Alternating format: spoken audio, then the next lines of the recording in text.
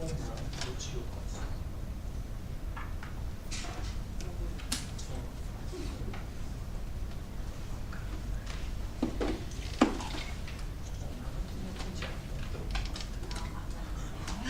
and gentlemen, please welcome today's guest speaker.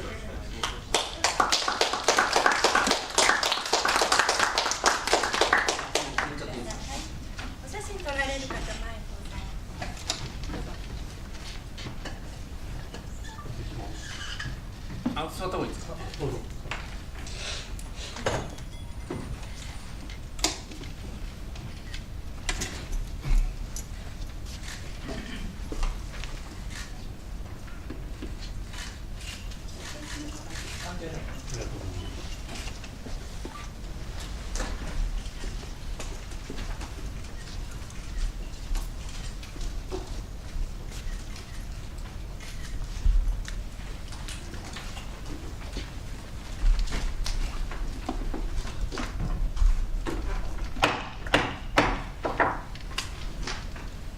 Morning, everyone. Welcome to the Foreign Correspondents Club. I'm Dan Sloan, president of this organization. I hope, not like me, you got a decent night's sleep and maybe missed the outcome of the soccer game. But we are honored today to welcome our guest. I'll introduce him shortly. It is well known that Japan is not self-sufficient in its energy needs, and since the 2011 Fukushima Daiichi nuclear accident, has looked to other sources to make up for what had been almost a third of its supply from nuclear power. What may have been less known was that 90% of Japan's oil shipments come through the Strait of Hormuz, and the Iran war and subsequent blockade deeply impacted Japan and many other nations. The Japanese government is working to draw up an action plan by the end of August to address energy risk and outstanding needs. But our guest today, Keisuke Sadamori, Director of the Office for Energy Markets and Security at the International Energy Agency, will share with us today how significantly and how soon we'll see Japanese shipments ramp up and that energy supply levels will hopefully return to pre-war levels. Japan relies on the Middle East for 95% of its energy supply, but oil imports dropped to 35% of 2025 levels in April. To make up for the lost volume, the country sourced from the United States and other non-Middle Eastern suppliers, while also tapping an 80 million barrel supply. I learned also it tapped another supply as well from its own stockpiles, while offering subsidies to keep domestic prices under control. Mr. Sadamori has held his IEA position since 2012. Previously, he was a Deputy Director General at METI, which runs Japan's energy policy. During the accident in Fukushima Daiichi, he served as an executive assistant to the Prime Minister, and perhaps can update on the state of Japanese reactors coming back online, as well as its overall energy state. With no further ado, our guest today, Mr. Sadamori. Thank you. Thank you for the very nice introduction. My name is Keisuke Sadamori. I'm the Director of Energy Markets and Security at the International Energy Agency. And actually, today, 30th of June, is the very last day as the employee at the IEA, International Energy Agency. My contract expires at the end of today. So it is such an excellent opportunity for me to speak in front of you on the energy market situation around the world. So thank you very much for this opportunity. And I have been in the IEA for almost 14 years, since 2012, and has been working on as the Director of Energy Markets and Security, which is basically in charge of short-term the market issues and monitoring, like the monthly oil market report or quarterly gas market report, annual coal, renewable, energy efficiency market reports, and recently we have also the electricity market report in the series. So today I would like to speak briefly on what happened to the oil and gas markets since the Strait of Hormuz closure, the war in Iran, between U.S. and Iran, since the end of February, and then talk briefly about the kind of implications of the crisis. So as for oil, you know that the oil prices they collapsed through the June period. Now around the above $70, I understand, and the oil demand they faltered, and the United States and Iran signed on the interim agreement to end the war in the Middle East. I hope the agreement holds. But there's an enormous amount of uncertainty as to what may happen in the negotiations between U.S. and Iran and some the countries around the area. If the deal holds, then exports and the production from the Gulf should see a gradual recovery. In the IEA's the oil market reports that we released in the middle of June. The shipments through the strait were already rising sharply, actually, in early June, and that was supported by the ship-to-ship transfers in the Gulf of Oman, lifting total flows from a May low of around 9.6 million barrels per day to around 14 million barrels per day. Of course, that's much lower compared with the 24 million barrels per day in February. A full recovery will not be immediate, as the mines will they have to be removed from the main shipping lanes, and the supply chains will take time to normalize. The global oil supply is expected to fall by almost 4 million barrels per day, 3.9 million barrels per day on average in the whole 2026. The Gulf supply losses will be partly offset by gains from the non-OPEC plus producers. The robust growth from the Americas, along with the steep U.S. SPR releases, boosted the Atlantic Basin crude exports to the markets in the east of Suez region since the start of the war by 3.5 million barrels per day. At the same time, the crude imports into China and Japan in particular have declined quite sharply, with each falling by around 40%, or nearly 6 million barrels per day, the two countries combined. So that was about the oil supply. And oil demand, it is estimated to decline by 5 million barrels per day year-on-year in the second quarter, April to June of this year. And in the whole 2026 annually, the decline will be around 1 million barrels per day. The IEA estimates, market report estimates 1.1 million barrels per day for 2026 as a whole. Of course, things are highly uncertain, but with the current condition, we estimate that number. And that is due to the impacts of nearly 4 months of disruptions spread across the products and also regions. And this is a downgrade of 700 kbd, 1,000 barrels per day, 0.7 million barrels per day, compared with last month's report, and the 1.6 million barrels per day lower compared with the pre-war, the expectations.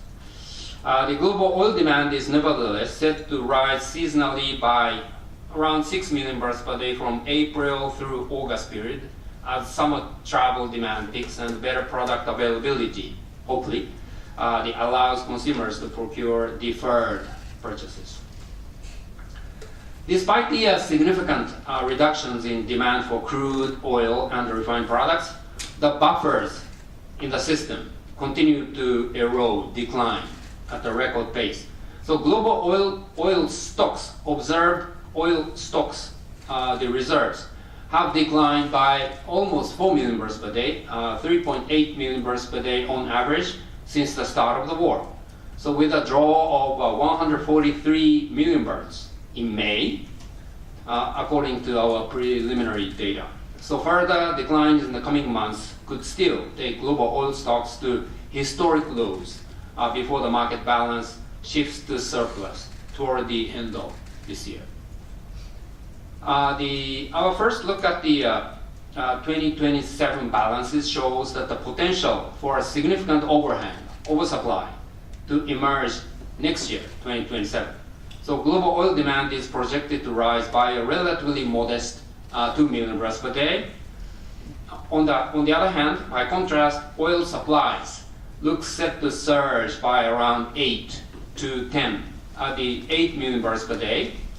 So this may provide a welcome respite to the market and an opportunity to replenish depleted inventories or to build new strategic reserves as countries review their energy strategies and policies in response to the crisis. So that was a very brief summary of what happened to the oil market. And let me turn to the natural gas markets. So in 2025, around 20% of global LNG trade transited via this Strait of Hormuz. And almost 90% of it were destined to Asia. So, and from the region's share, so that accounts for over 25%, 1/4 of the region's total LNG imports. The direct exposure to Europe is more limited compared with Asia, but the effect of the disruption is felt across all LNG import markets and is set to foster the stronger competition for the spot LNG cargoes. The Middle East conflict already caused the significant losses of global gas supply and alters the medium-term outlook for the LNG, the market. More than 27 BCM, billion cubic meters of natural gas supply has been lost through the March to May period due to the disruption of the flow. IEA currently assumes that the LNG exports from the Gulf producers gradually ramp up from the non-damaged LNG liquefaction trains and the return to full use of this capacity only by the beginning of the final quarter of 2026. And this would result in around additional 21 BCM of lower output through the June to September period compared with the regular operations. So that's a very short-term impact, but in addition, the damage caused by the Iran's attacks on the Qatar LNG facilities would probably reduce the country's LNG output by nearly 70 BCM in cumulative terms over the period toward the 2030. And that basically assumes that the recovery would take for about 4 years. And this would lead to also delayed start of the Qatar's North Field East LNG expansion project that could further reduce the expected LNG supply. So the steep decline in LNG supply from Qatar and the UAE have been partly offset by the strong increase in LNG output from other producing regions. So the non-Gulf LNG supply increased by 16%, so that's around 12 BCM year-on-year through the March to May period, which compensated around 70% of the lost LNG supply from the Middle East. And this very strong growth was largely driven by the new LNG capacity in the United States, Canada, and Africa. In addition, the improving feed gas availability supported the stronger LNG output at legacy producers like Malaysia or Nigeria. So that's on the supply side reactions, and the demand response, of course, plays a key role in balancing the global gas market. The strong increase in the gas prices is incentivizing gas to the coal field switching in the power generation sector.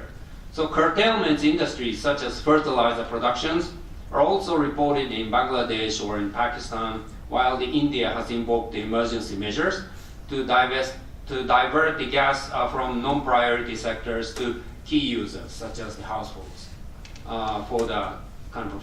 for cooking, for instance. The Asia's natural gas demand fell by 4% year-on-year in March to April period.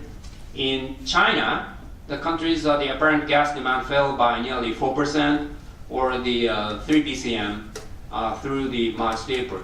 The Pakistan's natural gas demand fell by 25%, 1/4, compared to last year. India natural gas demand fell by 14%. That's mainly due to the lower gas use in country's industrial sector. deliveries to the fertilizers were also lower. In Japan, the gas demand declined by 5% amid a strong increase in nuclear power generation, which almost doubled from last year. In Bangladesh, the gas demand fell by 5%. In Korea, the lower nuclear output supported the higher gas demand in the power sector, despite the higher import prices. The global gas demand in 2026, the whole year, will be revised downward to negative probably in the quarterly gas market report to be released next month. So that was about the gas market. So at this moment, it is not clear if and to what extent the deal between the U.S. and Iran holds and what would happen after the negotiations. So it is not possible nor kind of appropriate to discuss the implications of the energy crisis this time. But let me just point out some obvious points emerging. So first, the current crisis from the Strait of Hormuz closure is a reminder of a need for being prepared. And actually, this Strait of Hormuz closure is a typical textbook case for the emergency response exercises or whatever the methodologies that we discuss about the needed the size of the reserves. But when we are talking about it, before it actually happened, I almost had a belief that hey, so this will never happen, so don't worry. But it did happen. So this is a very kind of stark reminder that we actually need to be prepared and assume the unexpected. The IEA also agreed to make the 400 million barrels, the record in history, to the market on the 11th of March.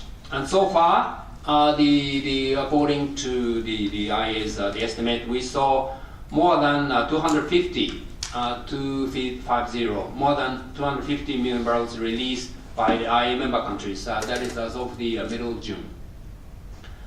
So this eased market tightness substantially, together with the ample inventories before the crisis. We had a very well-supplied market before this Strait of Hormuz closure.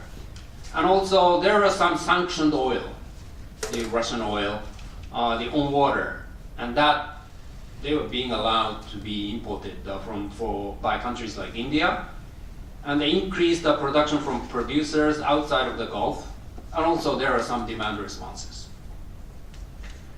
And also we are aware that the Strait of Hormuz closure hit the Asian markets hard and fast. So Japan was very quick, really quick to decide releasing the 80 million barrels, and actually they were very strongly leading the IEA releases. They also decided to release additional 35 million barrels later. The massive amount was tapped from the JOGMEC, national state-owned SPRs. On the other hand, the Asian countries, other than the Japan, Korea. So Japan and Korea are the members of the IEA, but other countries, in particular, those countries in ASEAN region or South Asia, they are not. So they have limited extra reserves to deal with the shortage.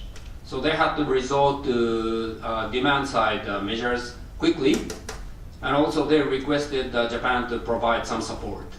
And Asian countries, including Japan, tried to secure alternative supply sources other than the Middle East as well.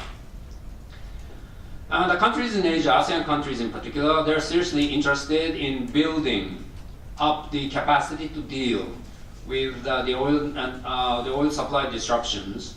And the Japanese Prime Minister, Sanae Takaichi, announced to take an initiative called the Power. There are 2 R's. I don't remember what it stands for, but Power Asia, to support those countries with capacity buildings and also the financial the supports.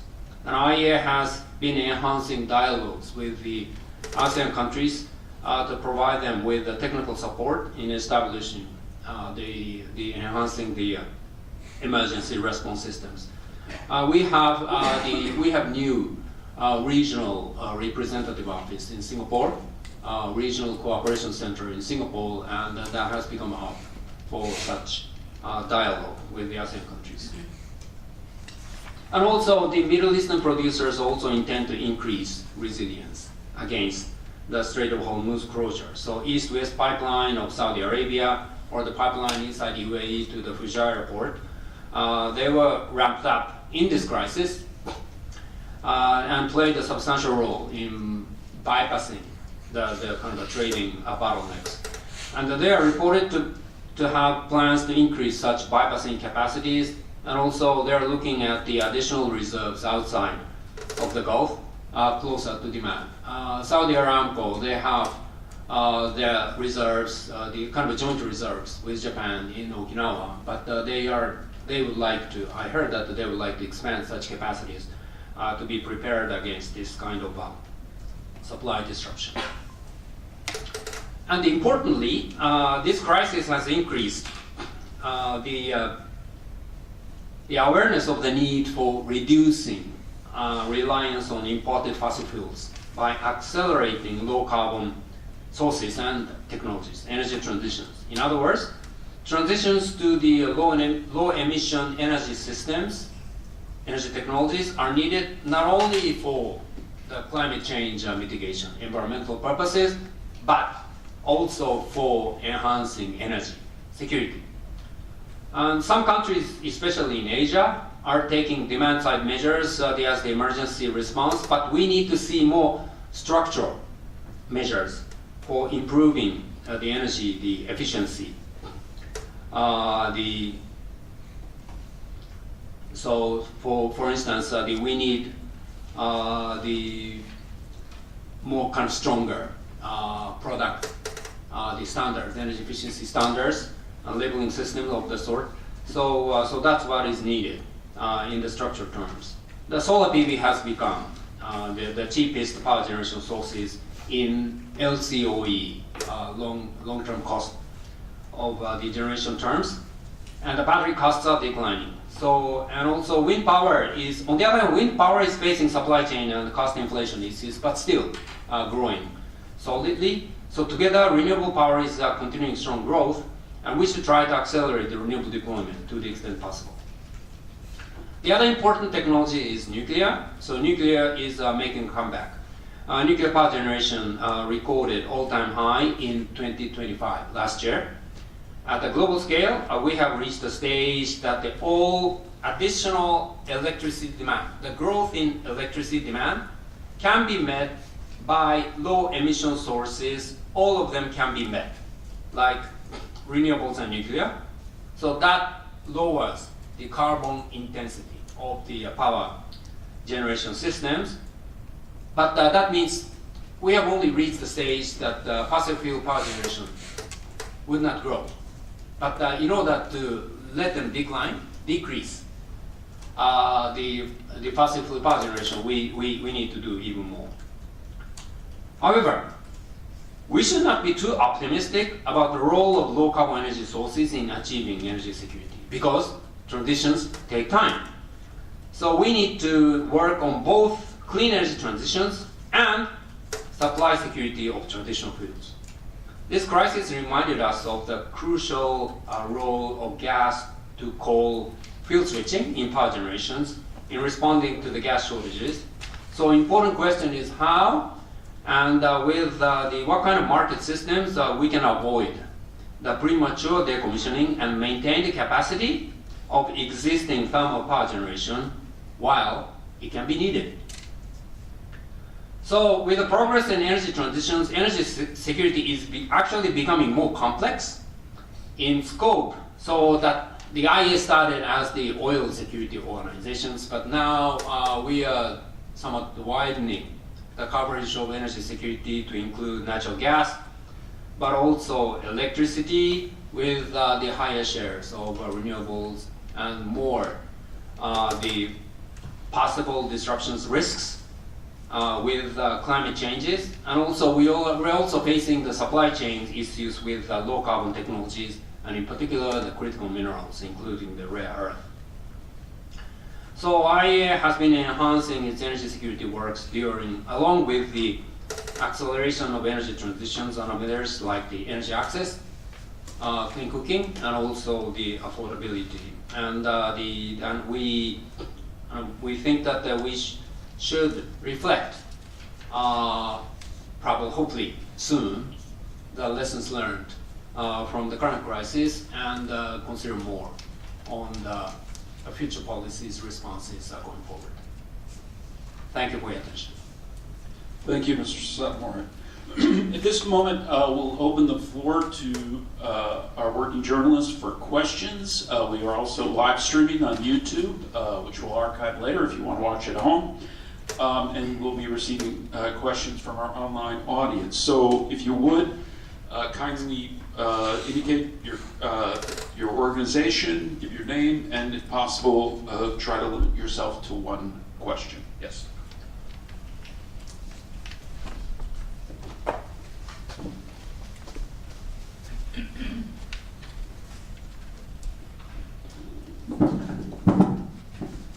Okay, thank you very much. I'm Kenji Kawase from Nikkei. My question is with regard to China. The International Energy Agency, IEA's relationship with China. China is not a full member, but is an association, one of the association members during this crisis. What sort of communications channel or coordination went on between China? And also on China's, as you mentioned in your prepared remarks, the import by China during the war, since the war erupted, has declined significantly. And you combine that with Japan. So would you sort of break it down for China? Because China has a separate source. They could source from Russia and also from Iran and other sources. What is the oil energy situation in China at this point, even though the import from the Middle East, from the Gulf, has declined significantly? Thank you very much. Thank you. That is actually a very big question mark for us as well.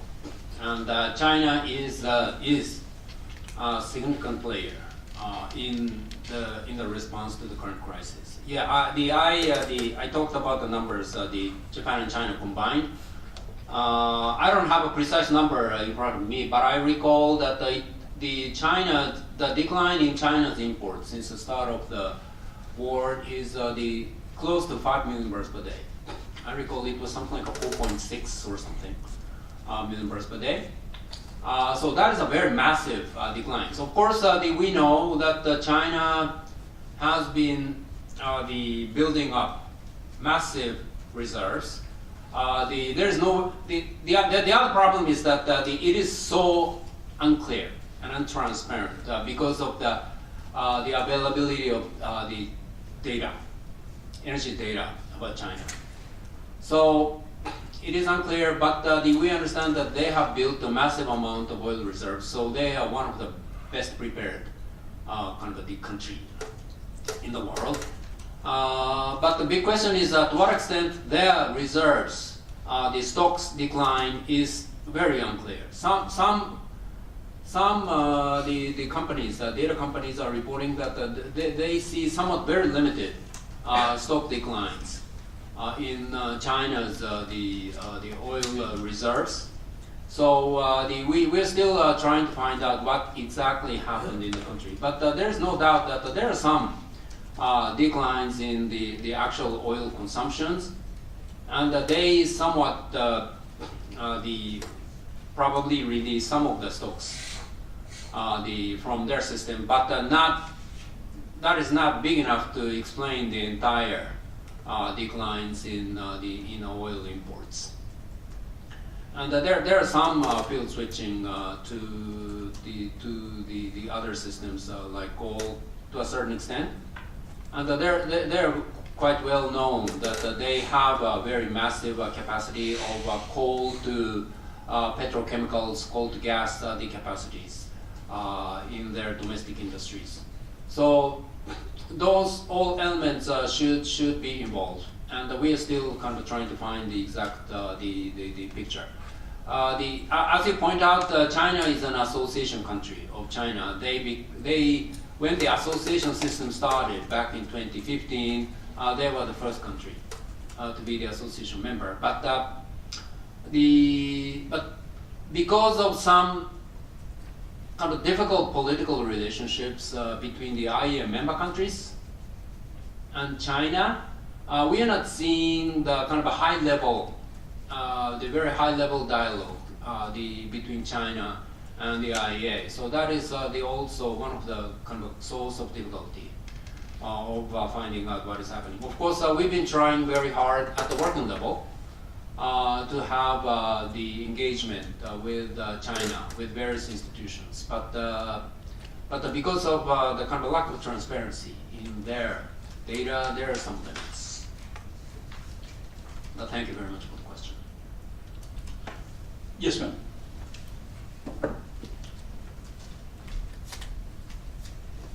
Hello, my name is River Davis from the New York Times. Thank you so much for today.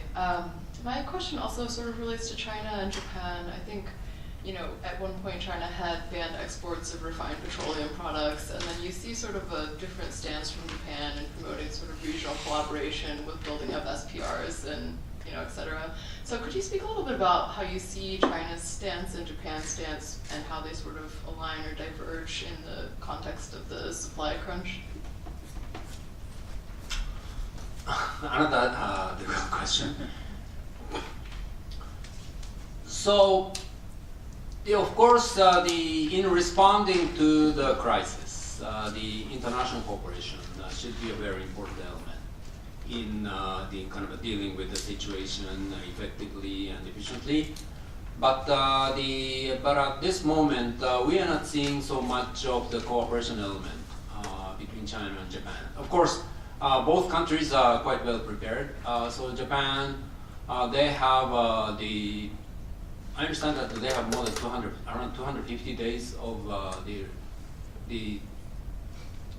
they have the extra reserves, the emergency reserves equivalent to around 250 days of the net imports in Japan, and they're now using that resources. So they have been dealing with the situation rather well, but still there is a very unclear situation. And I think that's common to Japan as well. So they don't see much. They don't have good access to the energy data or what's happening. So in that respect, of course, it will be ideal to see more cooperation in the entire Asian countries, but that element is a little bit kind of difficult to gain with the current situation, I think. Thank you. Sir, I'll take the liberty of asking the next question. You indicated that Qatar, for example, has seen damage to its LNG infrastructure. I'm wondering how openly or freely either Middle Eastern nations or Iran are sharing information about damage to their output infrastructure, and is there kind of a self-protected kind of reason why they don't want to share? I think it is it's a kind of the business sensitive elements in those in the kind of status of those the energy related infrastructures and assets. In some cases they make announcement. So Qatar made an announcement about their liquefaction trains, and so some are announced, but some are not so explicit. So we've been relying on various kind of satellite data. There are recently some companies that sell those data. So we've been trying to identify the kind of short-term damage, from the attacks of the military operations. So, but yes, the many countries, in particular the oil industries, they don't want to be so explicit about what happened.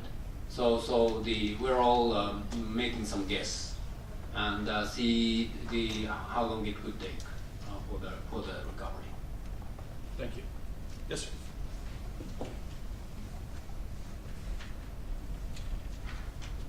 Harry Dempsey from the Financial Times. My question is about Japan's oil diversification strategy.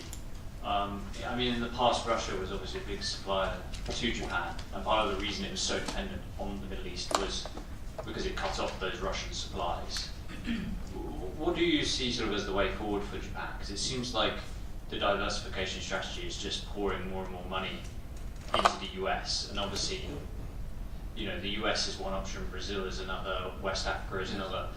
But when you think if you can't go through the Panama Canal, that's a huge distance for your energy supplies to be traveling. So how much do you think Russia is really sort of back on the table, and there's been a sort of renewed push within Japan to get Russia back as a source of oil and gas? Yes, so Japan had to rely so much from the Middle East due to the difficulty with other sources, and particularly from Russia. Still, they're continuing some efforts to maintain certain relationship with the Russian,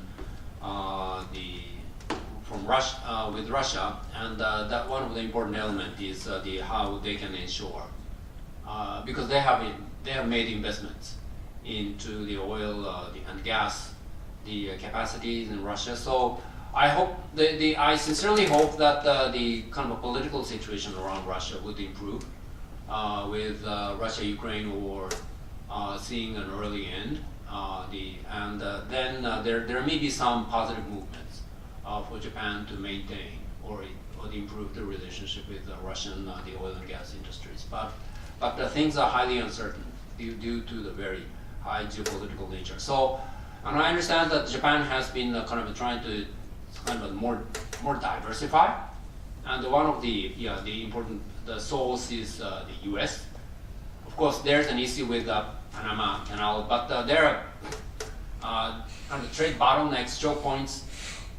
It's not limited to the Panama or the Strait of Hormuz, the Suez, or even the Malacca Strait. There are many. So I think in that respect, even though there may be some concerns about the choke points, we need to diversify, and the Americas, so U.S., Canada, the Brazil, and they are the important kind of alternative additional sources of supply. And when we look at the kind of a global supply picture, the massive portion of the supply growth are coming from what we call the America's quintet. So Canada, U.S., Brazil, the Guyana, and Argentina. So they are the countries who has the potential, still have the potential to increase the supply. So I think that yes, there may be some additional cost elements, and they have their own trade route concerns, but I think that they would have to include it as the possible source of additional supply for the country like Japan or other Asian countries.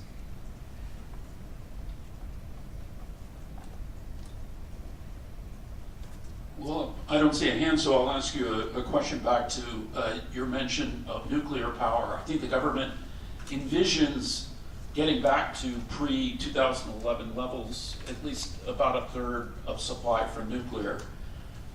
As someone who witnessed or experienced firsthand the damage of Fukushima Daiichi and the ramifications for Japan's energy self-sufficiency or supply, is this a good idea to get back to 1/3? Do you see it perhaps happening even faster than the government estimates? Whatever irrelevant to the current crisis, the Japan would have to lower the CO2 emissions, and So the government of Japan kind of produced their basic energy plan, or the energy strategic plan, and that growth is, of course, we need to achieve as much growth in renewable sources as possible, but there are some kind of natural geographical limits to the renewable growth. So when we look at the other mature technologies, actually possibly geothermal, which has a very massive potential, but the big question is whether we can reduce the cost for the geothermal at the massive scale. There are new types of technologies for the geothermal development, and I hope that would be successful here in Japan as well. But then comes the role of nuclear. And if we are to achieve the substantial reductions in CO2 emissions, the nuclear power generation will have to grow. And I understand that that is the conclusion from the most recent the basic energy plan. And it will not be easy. And I think that currently the nuclear technologies are gaining momentum. The nuclear is making a comeback, as our executive director, Dr. Fatih Birol, predicted several years ago that the nuclear would make a comeback, and it is making a comeback. And we are seeing more European countries trying to deploy additional nuclear capacities. But even though the momentum is coming back, the big question is whether we can actually achieve the investment into these technologies, which is quite heavy at the outset. So there needs to be a very good market systems to allow the investments, whether to the current large-scale light water reactors or what is called the SMR, small modular reactors. But we need to have the market systems to give enough investor confidence for the project to actually deliver the nuclear technology. So yes, that's a very important low carbon, low emission, and dispatchable power generation technologies. But the big question is how we can secure the needed investment into that. Yes, sir.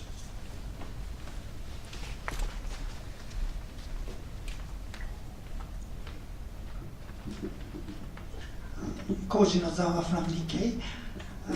The world has noticed the energy risk in the current global situation, as you mentioned. And I understand you mentioned that the renewable energy installation takes time. But my question is, do you think such a renewable energy installation, especially in emerging market or in emerging countries, will speed or will increase because of that current situation? Thank you. The short answer is yes. And we are already seeing that the solar PV is making quite a drastic increase in developing emerging economies.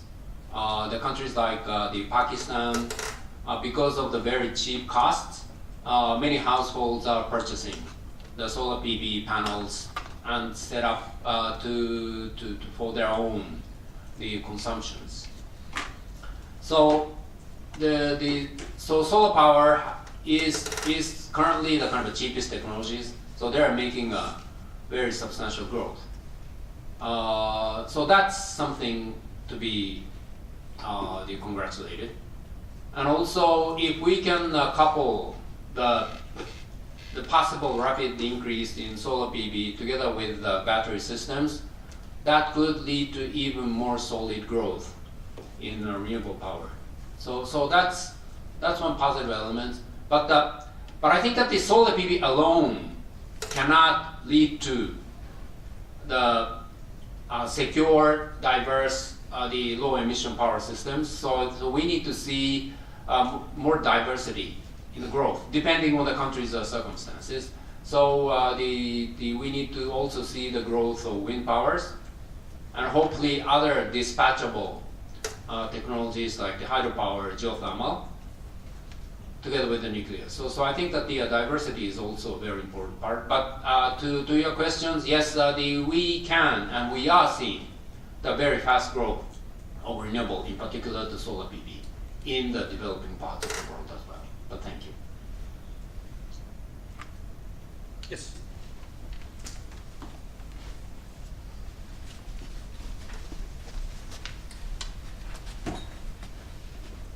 Excuse me for the second round. You just mentioned about the solar and some of the greener energy sources. Now comes the question of all the manufacturers are Chinese, like for instance the solar PVs.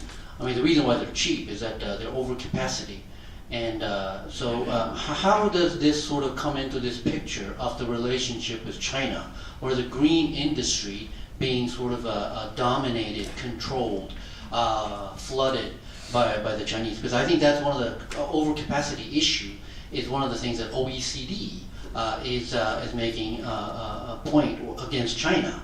And then as you earlier mentioned, that the relationship between the agency and China is not that smooth.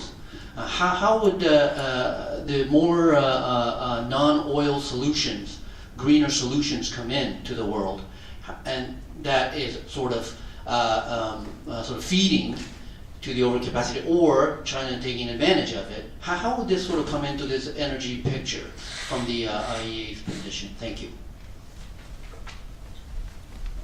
Thank you. That is a very relevant question. So first of all, I think that for the energy transitions, we have to admit that China is a real front runner, and they have established quite a massive the clean energy supply chain systems. So in promoting the energy transitions, we have to make good use of their capacities and resources. Having said so, as you point out, there's a massive the overcapacity issues, and I think that this is not limited to the energy policy issues. It's more to do with the kind of trade policies or the industrial competitiveness. So the issue with the kind of structural, the economic issues with their the kind of export-oriented economic policies, or the systems that allow the surplus capacities in their systems, and the somewhat kind of flooding exports from China, they have to be dealt with the more of a kind of a trade the issues, trade negotiations between the countries around the world and China, and hopefully, probably, if there is any kind of multilateral responses in the trade side, trade policy side, it has to be promoted. And also, the countries are also trying to diversify their low carbon supply chains and critical minerals, and I think that's also a very important effort that the advanced economies in particular. So we saw the G7, I think it was 2 weeks ago, and they have announced initiatives for enhancing the critical minerals, rare earth supply chains, and the IEA has been tasked to foster their corporations in diversifying the rare earth sources. So I think that while the China's capacity is very important, but at the same time, the many countries around the world are now trying to have some more diverse supply sources of those clean energy technologies, including the critical minerals, and I think that that kind of efforts are very important. And also in dealing with this kind of structural trade issues with China's economic systems, I think that that needs to be kind of approached from the kind of fair trade in other kind of trade policy areas, because it's not limited to the energy matters. What might be our final question? I'll come back to you in a second, Harry. Anthony Raleigh of South China Morning Post asks you, sir, demand and imports of oil and oil products seem to have declined significantly since the Hormuz crisis began. What are the main factors beyond the war for this decline, and do you consider them continuing for some time, even after the strait is open again?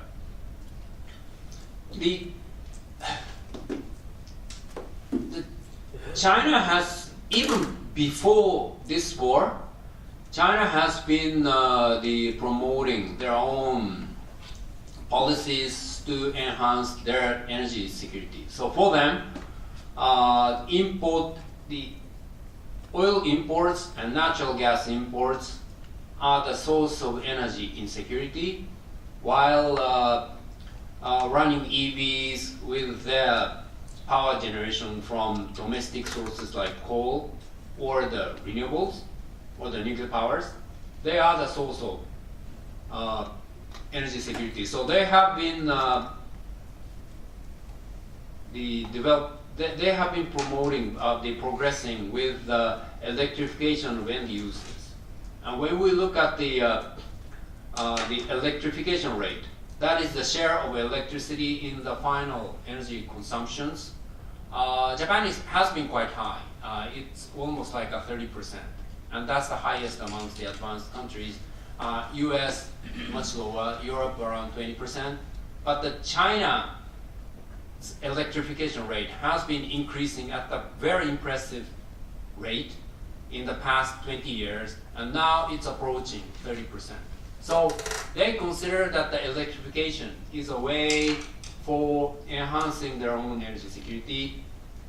So, and I think that they would even do more with the current the crisis. So in a way, they have demonstrated that the electrification is possible, and that would help in reducing the reliance on the imported fossil fuels.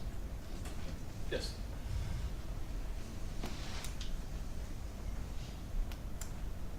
I think this sort of builds on that point, but it's just with China, the model has basically been, as you just said, coal, nuclear, and then renewables, with actually quite little role for gas. How much do you think, given what's been experienced over the past few years with Russia, Ukraine, causing gas prices to spike, and then the gas turbine shortage, and then now a sort of new shock for the gas market, albeit not as bad as it was for the oil market.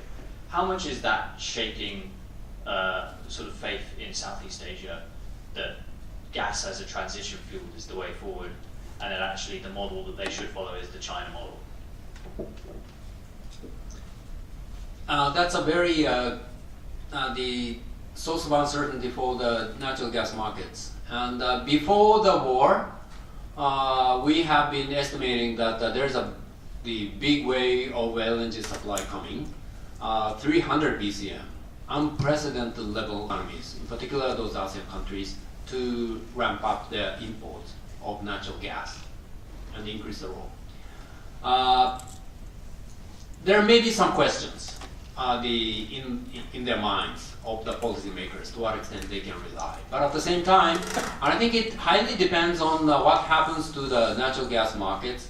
So even though we may not see the kind of a 300 BCM by 2030, but we will, so the arrival of this big LNG wave will be postponed, pushed later by at least 2 years.